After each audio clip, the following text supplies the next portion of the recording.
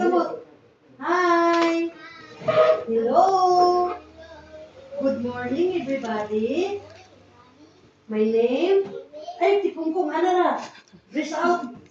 Dress out ang kapatid. Pulis na ba, anak? Sige. My name is Peter Alexander Ablon. I'm 5 years old. The son of Mrs. Lisa Ablon.